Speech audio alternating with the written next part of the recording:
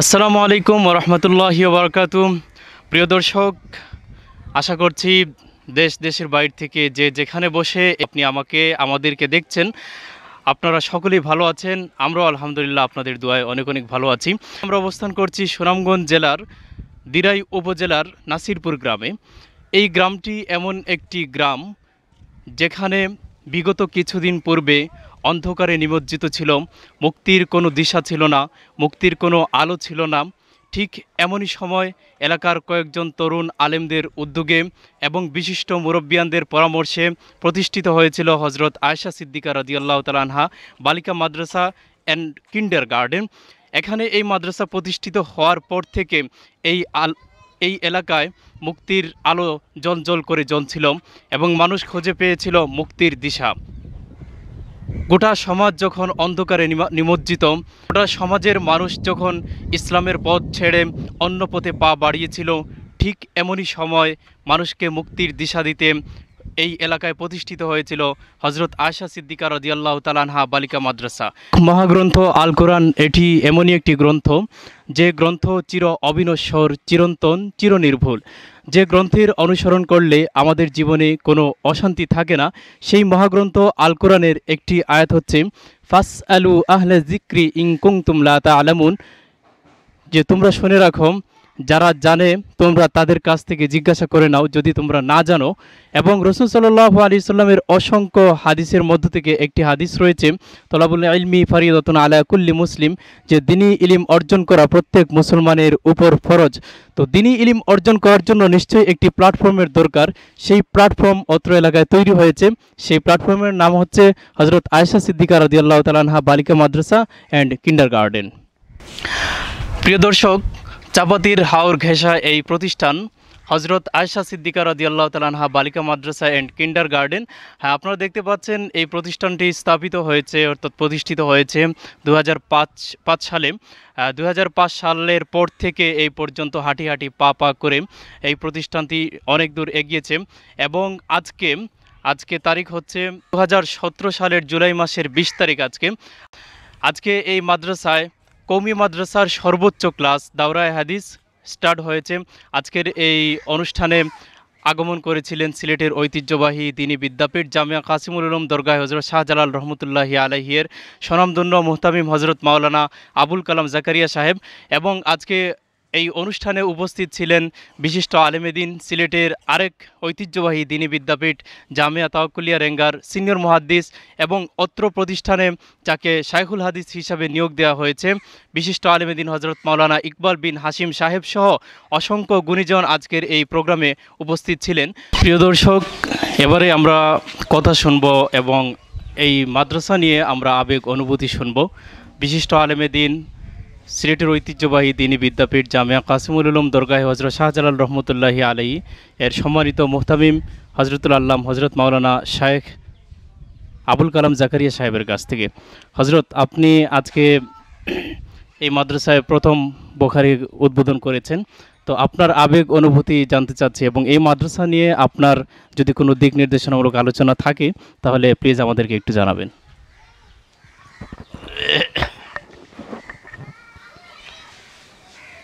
আলহামদুলিল্লাহ,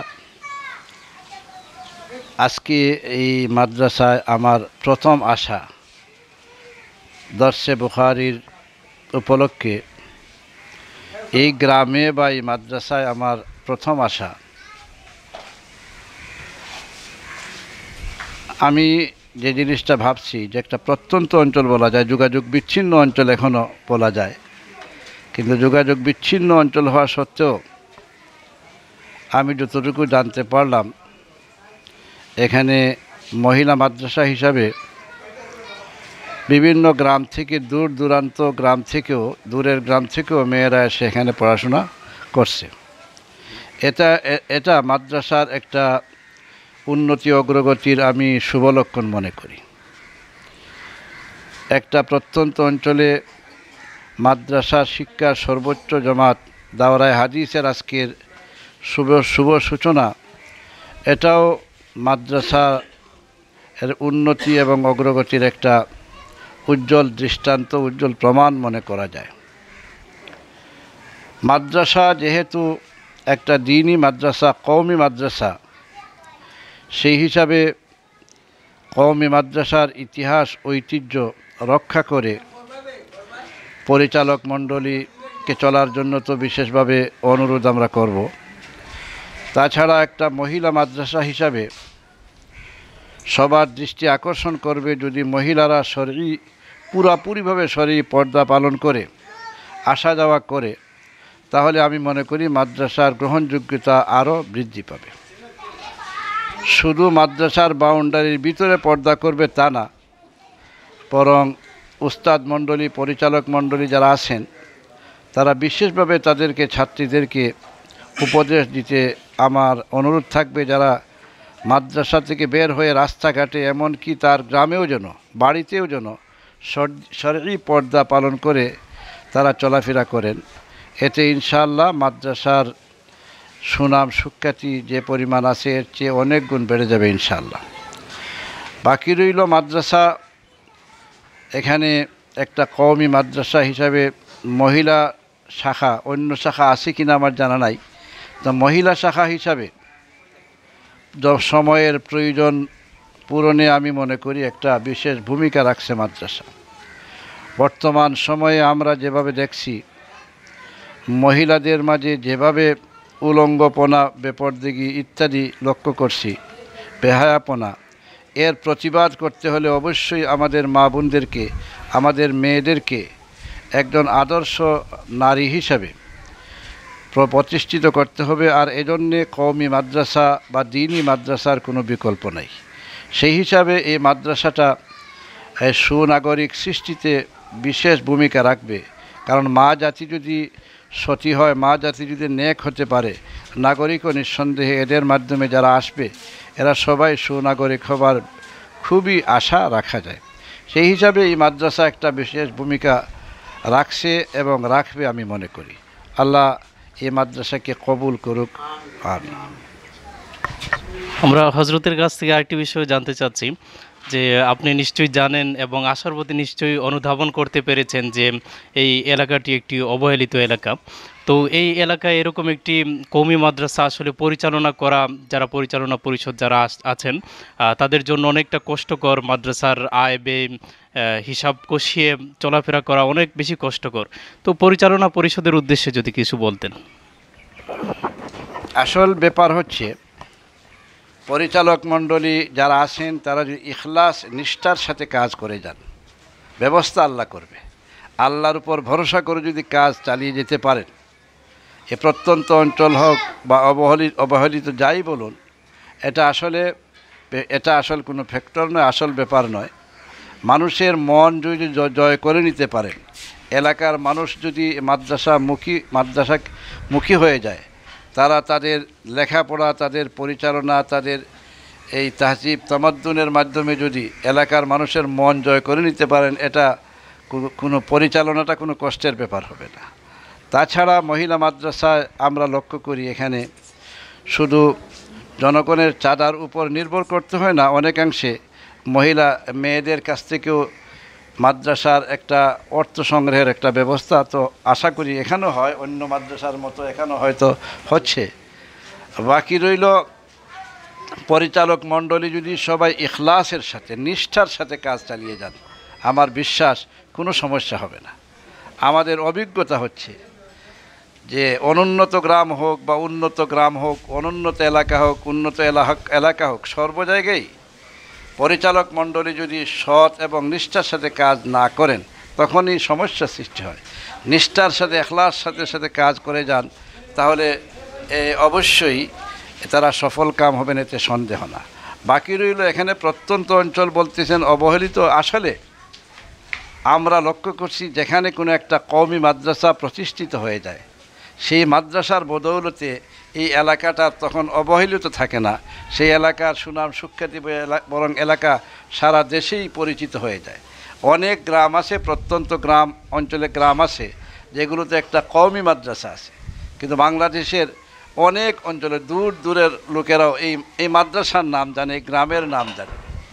একটা উদাহরণস্বরূপ বলা যেতে পারে, গহরপুর একটা গ্রাম ছিল, কিন্তু সেই গ্রামটা তো এখন সারা বাংলাদেশেই সবাই চিনে। একমাত্র কারণ আমি মনে করি এই একটা মাদ্রাসা, যেখানেই কওমি মাদ্রাসা প্রতিষ্ঠিত হয়েছে এই মাদ্রাসার বদৌলতে এই গ্রামটা প্রসিদ্ধি লাভ করেছে, গ্রামের সুহরত চতুর্দিকে ছড়িয়ে পড়েছে। তখন গ্রামটার অবহেলিত বলে এই উপেক্ষা করে চলার মতো থাকে না, বরং গ্রামটাও কী হয়ে যায়, একটা উন্নত গ্রামে পরিণত হয়ে যায়।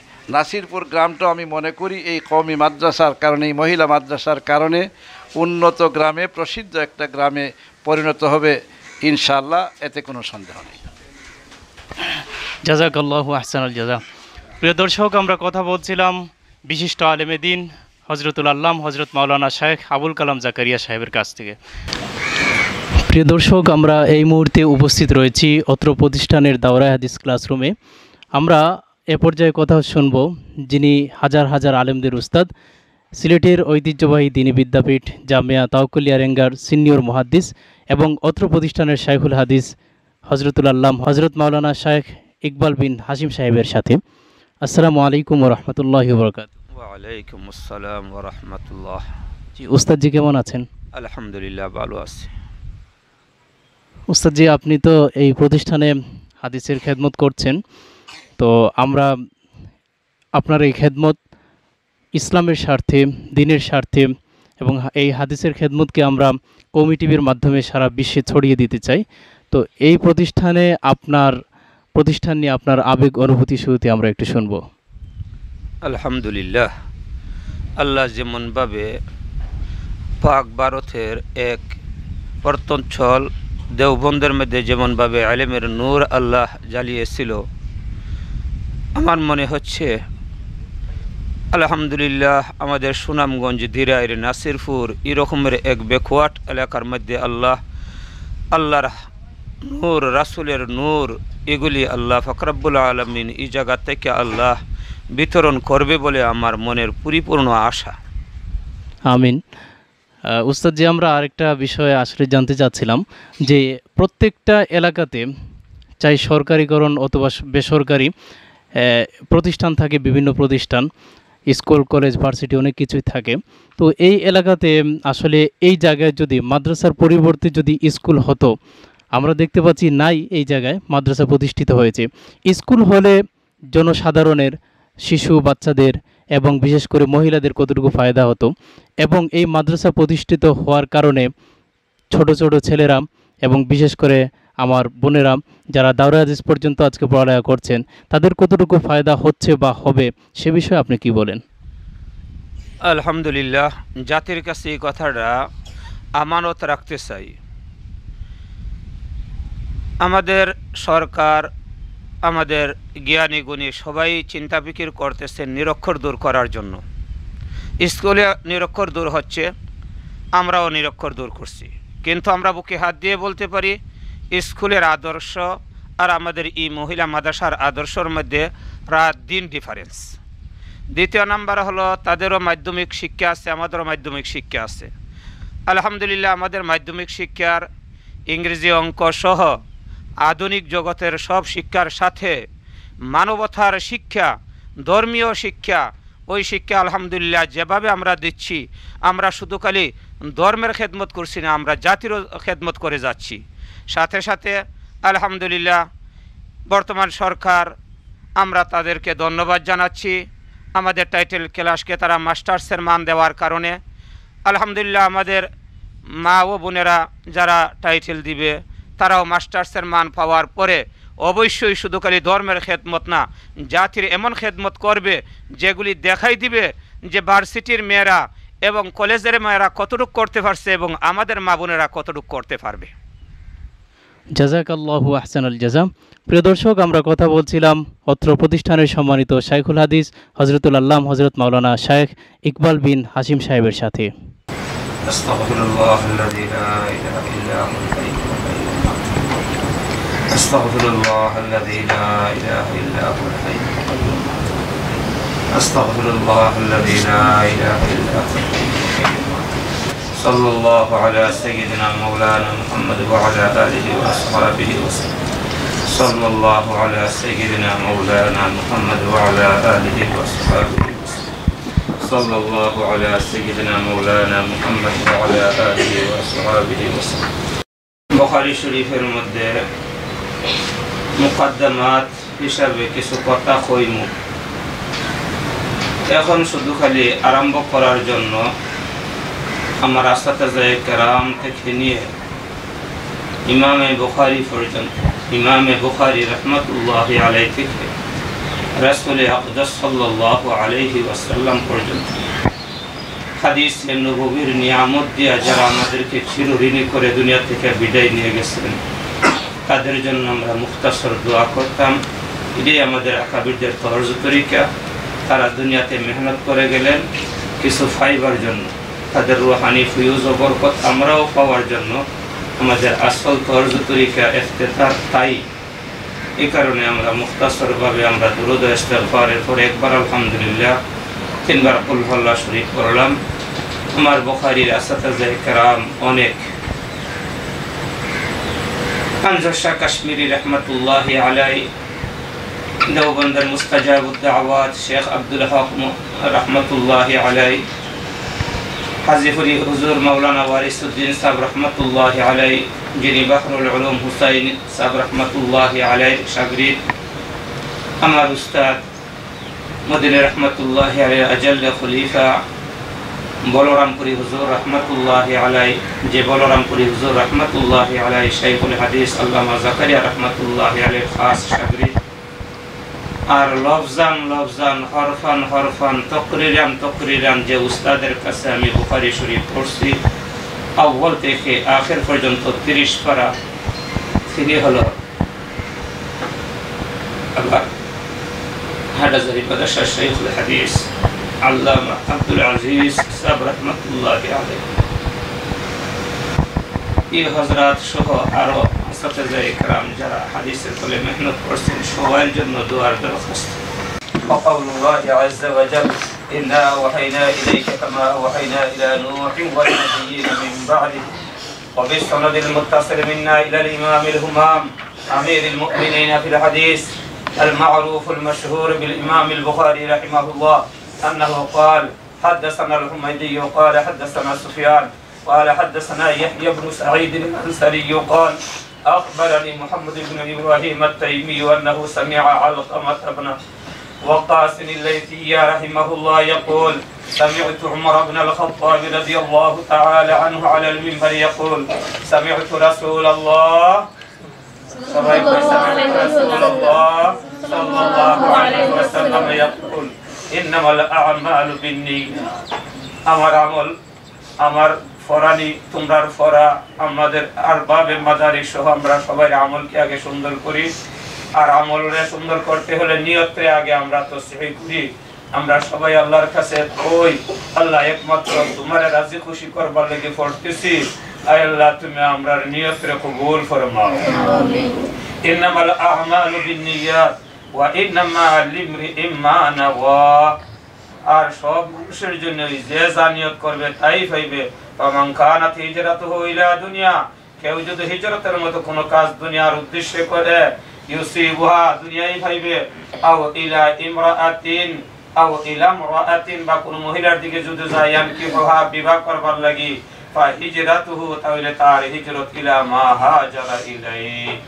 আগের আবার একটা বারবার মনে রাখবাই, ইন্নামাল আ'মালু বিন্নিয়াত, যে কোনো কাজ করি আগে আমার নিয়তের তাসবিহ করতাম। কেননা ওয়া ইন্নামা লিমরিইম মা নাওয়া ফামান কানাত হিজরাতুহু ইলা দুনিয়া, কেউ যদি হিজরত করে দুনিয়ার দিকে, ইউসিবুহা দুনিয়া পাইবার লাগি, আও ইলা ইমরাআতিন ইয়ানকিহুহা বা কোন মহিলার দিকে যদি হিজরত করে, ইয়ানকিহুহা ওই মহিলাকে বিবাহ করবার লাগি, ফা হিজরাতুহু তাহলে তার হিজরত ইলা মা হাজারা ইলাইহি, যার দিকে করলো তাই হবে। মেয়ের দিকে হলে সে মেয়ের হিজরতকারী, দুনিয়ার দিকে হলে দুনিয়ার হিজরতকারী, আর আল্লাহর জন্য হলে সে আল্লাহর জন্য হিজরতকারী। আল মুহাজিরু মান হাজারা আম্মা নাহাল্লাহু আনহু। আল্লাহ আমাদেরকে হাকিকি মুহাজির বানায়া দাও। আল্লাহ আমাদেরকে হাকিকি আশিকে রাসূল বানায়া দাও। আল্লাহ হাকিকি ভাবে রাসূলের হাদিসের খিদমত করনে ওয়ালা ওয়ালি বানায়া দাও। সুবহানাল্লাহি ওয়া বিহামদি, سبحانك اللهم وبحمدك أشهد أن لا إله إلا أنت أستغفرك وأتوب إليك. প্রিয় দর্শক, এ পর্যায়ে আমরা কথা বলবো সুনামগঞ্জের ঐতিহ্যবাহী দ্বীনী বিদ্যাপীঠ হবিবপুর মাদ্রাসার সম্মানিত মুহতামিম হজরত মাওলানা নুরউদ্দিন সাহেবের সাথে। আসসালামু আলাইকুম ওয়া রাহমাতুল্লাহি ওয়া বারাকাতুহু। ওয়ালাইকুম আসসালাম ও রহমতুল্লাহ বারাকাতু। জি হজরত, কেমন আছেন? আলহামদুলিল্লাহ, আপনি ভালো? জি আলহামদুলিল্লাহ, আমি ভালো আছি।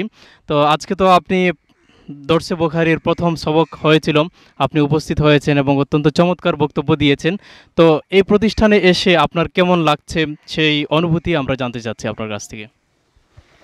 আমি মূলত আল্লামা কালিম সিদ্দিকী দামাত বারকাতুহুমের দর্শন হচ্ছে সহযোগী হও, প্রতিপক্ষ হইও না।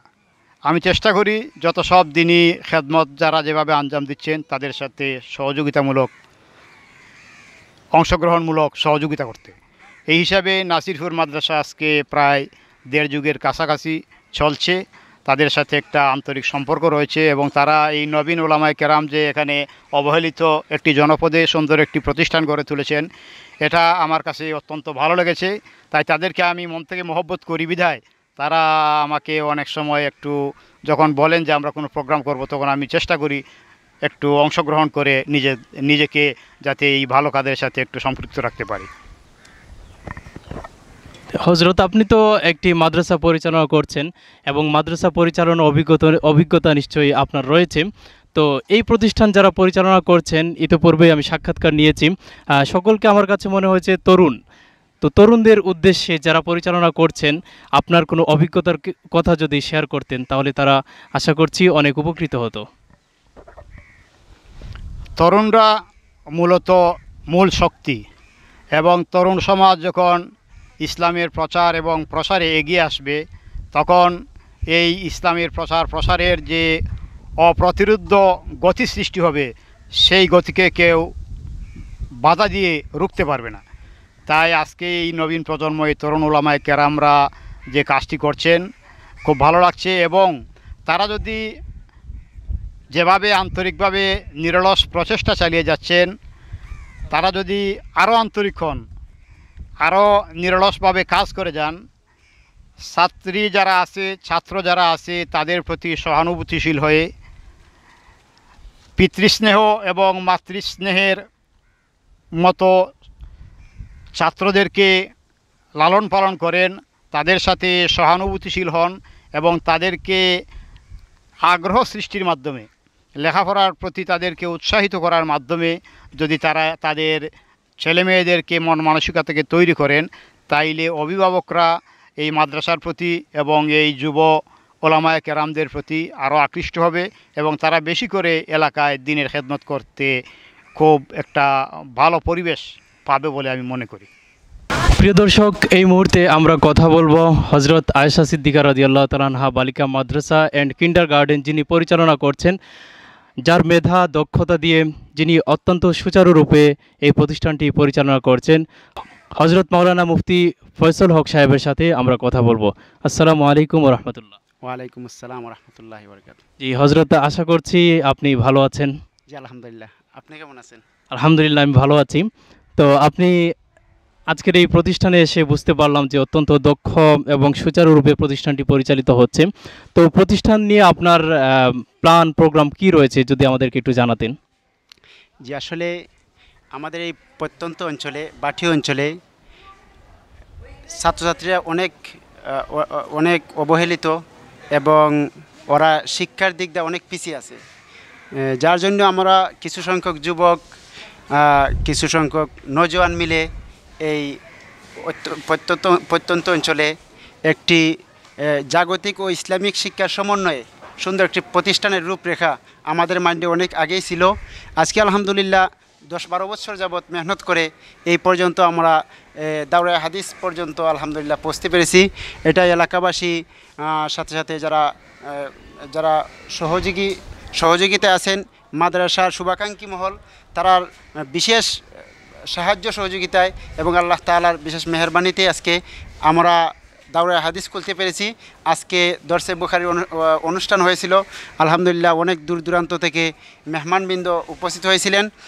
পাশাপাশি আলহামদুলিল্লাহ আমরা আশাবাদী ইনশাল্লাহ কিছুদিনের ভিতরেই আমাদের বাটি অঞ্চলে বিশেষ করে দিরাইশাল্লাতে আমাদের এই প্রতিষ্ঠানটি উচ্চশিক্ষার জন্য দাওরায়ে হাদিস পর্যন্ত পর্যাপ্ত পরিমাণে ছাত্রছাত্রীরা লেখাপড়া করতে পারবে।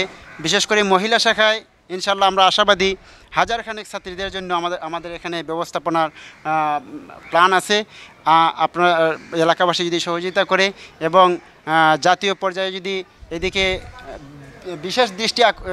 বিশেষ দৃষ্টি দেন, তাহলে আশা করা যায় কিছুদিনের মধ্যেই বাটি অঞ্চলে যে লেখাপড়ার চাহিদা এটা কিছু হইলেও ইনশাল্লাহ পূরণ হবে। এর জন্য আপনাদের কাছে দোয়া প্রার্থী। ধন্যবাদ। প্রিয় দর্শক, আমরা কথা বলছিলাম অত্র প্রতিষ্ঠানের প্রধানের সাথে।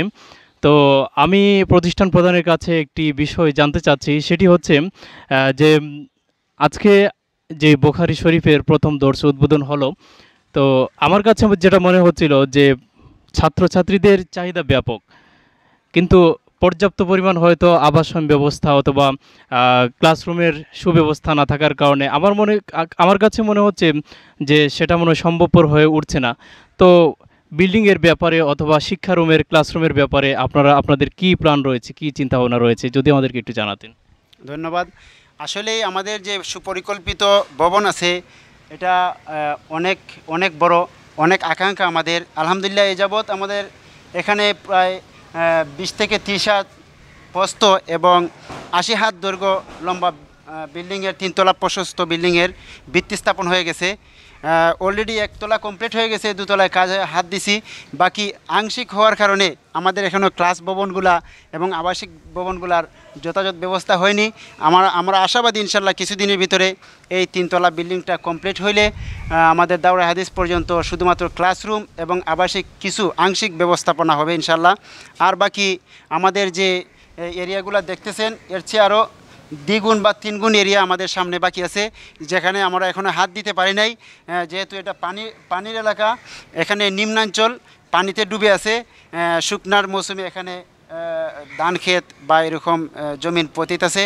আমরা চাই ইনশাল্লাহ যদি আল্লাহ তাআলা তৌফিক দান করে এবং জনগণ আমাদেরকে সাহায্য সহযোগিতার হাত বাড়িয়ে দেয়, তাহলে ভবিষ্যতে সামনে পুকুরের ব্যবস্থা এবং আরও অন্যান্য শাখা যেমন হিফজ বিভাগ আছে এবং ছেলেদের জন্য অত্যাধুনিক কিন্ডারগার্টেন আছে এবং মেয়েদের জন্য আবাসিক ব্যবস্থার প্রশস্ত একটি বিল্ডিং নির্মাণ করে তাদেরকে এই অঞ্চলেই থাকা খাওয়ার সুব্যবস্থা করে শিক্ষা দীক্ষার জন্য আমরা ইনশাল্লাহ আগেই যাব। অসংখ্য ধন্যবাদ আপনাকে আমাদেরকে সময় দেওয়ার জন্য। প্রিয় দর্শক, শুধু নাসিরপুরবাসী কিংবা দিরাইবাসী কিংবা সুনামগঞ্জবাসী হেল্প করলে কিন্তু একটা প্রতিষ্ঠান কার্যক্রম চালানো সম্ভব নয়। এর জন্য চাই আপনারা যারা দেখছেন এই ডকুমেন্টারি, আপনাদের সকলের সহযোগিতা। দর্শক, চলুন এ পর্যায়ে আমরা একটু সংক্ষিপ্ত অনুভূতি শুনে আসি অত্র এলাকার একজন বিশিষ্ট মুরব্বী এবং যার একজন শিক্ষার্থী অত্র প্রতিষ্ঠানে লেখাপড়া করছেন, মুরব্বী জনাব নুরুজ্জামান সাহেবের কাছ থেকে আমরা এই মাদ্রাসা নিয়ে সংক্ষিপ্ত অনুভূতি শুনে আসি। আসসালামু আলাইকুম রহমতুল্লাহ। ওয়ালাইকুম আসসালাম ওরহমতুল্লাহি ওয়া বারাকাতুহু। হ্যাঁ, কেমন আছেন আপনি? আলহামদুলিল্লাহ, ভালো আছি। আচ্ছা, আপনার এলাকাতে নিশ্চয় এই প্রতিষ্ঠান প্রতিষ্ঠিত হয়েছে। এই প্রতিষ্ঠান নিয়ে আপনার আবেগ অনুভূতি, মানে আপনার এই প্রতিষ্ঠান অত্র এলাকায় প্রতিষ্ঠিত হওয়ার পর থেকে আপনার কেমন লাগছে এবং আপনি এই এলাকাকে আগে কিভাবে দেখতেন এবং এই প্রতিষ্ঠান প্রতিষ্ঠিত হওয়ার পর থেকে এই এলাকায় কতটুকু ফায়দা হয়েছে কিনা আপনার কাছ থেকে একটু আমরা অনুভূতি জানতে চাচ্ছি। জি আলহামদুলিল্লাহ, এই প্রতিষ্ঠান হওয়াতে আমরা গর্বিত এবং আনন্দিত। আমরার বাচ্চারা ওই প্রতিষ্ঠানে লেখাপড়া করতেছে। এখন আস্তে আস্তে রাস্তাঘাট হওয়াতে এখন মাদ্রাসার অগ্রগতি আরও বাড়তেছে, ছাত্রীরা আরও বাড়তেছে, গ্রাহকরা আরও ছাত্রীরা আইনা দিতেছে বা অনুমোদন দিতেছে, যারা যাতে ওই মাদ্রাসার আরও সুনাম খ্যাতি ওই জন্য দিন দিন বাড়তেছে। আমরা এটার লাগি বিশেষভাবে ধন্যবাদ জানাই যারা শ্রম দিতেছেন, যারা এটার মাঝে কর্ম করতেছেন, তারা সবাইকে ধন্যবাদ জানাই। আর আশা করতেছি যারা এটা পরিচালক হিসাবে আসুন দিন দিন তারা এটারে আরও মেহনতের নজরে দেখবা বুঝছেন, যাতে আমরা আরও ভবিষ্যতে আমরা যে প্রজন্মের যে বাচ্চাগুলো আসবো তারাও যেন এখানের মধ্যে যাতে বুখারি সম্পূর্ণ করতে পারে। অসংখ্য ধন্যবাদ আপনাকে। এবারে আমরা অত্র প্রতিষ্ঠানের সম্মানিত শিক্ষক হাফেজ মাওলানা ইয়াহিয়া বিন হাবিব সাহেবের কাছ থেকে এই মাদ্রাসার কিছু তথ্য শুনব। আসসালামু আলাইকুম রহমতুল্লাহ। ওয়ালাইকুম আসসালাম ওয়া রাহমাতুল্লাহি ওয়া বারাকাতুহু। এই জনাব কেমন আছেন আপনি? জি আলহামদুলিল্লাহ, আপনি কেমন আছেন? আলহামদুলিল্লাহ ভালো আছি। আজকে আপনার এই প্রতিষ্ঠানে এসে অনেক অনেক ভালো লাগছে আমাদের। তো এই প্রতিষ্ঠান আমরা দেখতে পাচ্ছি যে 2005 সালে প্রতিষ্ঠিত হয়েছে। তো এই পর্যন্ত মাদ্রাসার ছাত্রী সংখ্যা কত? আলহামদুলিল্লাহ 2005 ইংরেজি সনে প্রায় 10-15 জন ছাত্রছাত্রী নিয়ে প্রাথমিক অবস্থায় খুব কুড়োঘরের মতো একটা ব্যবস্থা নিয়ে শিক্ষার যাত্রা শুরু হয়েছিল। হাঁটি হাঁটি পা পা করে আজ 2017 ইংরেজি সনে প্রায় 400 ছাত্রছাত্রী লেখাপড়া করছে। প্রায় 20 জন শিক্ষক শিক্ষিকা সহ তারা নিয়মিত শিক্ষা দিয়ে যাচ্ছেন। আমি এখানে আপনাকে একটু থামাচ্ছি। এই প্রতিষ্ঠানের নাম হচ্ছে আয়েশা সিদ্দিকা রাদিয়াল্লাহু তাআলা বালিকা মাদ্রাসা। তো এখানে নিশ্চয়ই কিন্ডারগার্টেন লেখা আছে। তো এটাতে কি শিশু ছেলেরাও পড়ালেখা করে? জি, যেহেতু কিন্ডারগার্টেন বিভাগ 5ম শ্রেণী পর্যন্ত ছাত্রছাত্রী যারা ছোটো তারা এর সাথে লেখাপড়া করে। আর 6ষ্ঠ শ্রেণী থেকে 8ম শ্রেণী পর্যন্ত আমাদের বালক শাখা, যার নিবন্ধন আছে বেফাকুল মাদারিসিল আরাবিয়া বাংলাদেশ। 7ম শ্রেণীতে আমরা বেফাকে বালক শাখা মাদ্রাসা উমর বিন খাত্তাব রাদিয়াল্লাহু তাআলা আনহু নামে আমরা আলাদা চেষ্টা করতেছি যাতে অন্যখানে আমরা প্রতিষ্ঠানটা বালক শাখাটা স্থানান্তর করতে পারি। তো যতদিন পর্যন্ত আমাদের স্থান সংকুলন হচ্ছে না বা ব্যবস্থা হচ্ছে না, আলাদা বিভাগে আলাদা ক্লাসরুমে ছাত্রদের জন্য 8ম শ্রেণীতে পর্যন্ত লেখাপড়ার সুযোগ রয়েছে। মাশাআল্লাহ। আমরা জনাব ইয়াহিয়া বিন হাবিব সাহেবের বক্তব্য থেকে যেটি বুঝতে পারলাম যে মাদ্রাসা খুব অল্প সময়ে হাঁটি হাঁটি পা পা করে আজ দাওরা হাদিস পর্যন্ত এসে পৌঁছেছে। ইনশাআল্লাহ এই মাদ্রাসার সুনাম সুখ্যাতি শুধু সিলেটেই নয়, সিলেট বিভাগে নয়, ইনশাআল্লাহ বাংলাদেশ টেকনাফ থেকে তেঁতুলিয়া, রূপসা থেকে পাথুরিয়া পর্যন্ত এর সুনাম সুখ্যাতি ছড়িয়ে পড়বে, এই আশাবাদ ব্যক্ত করছি।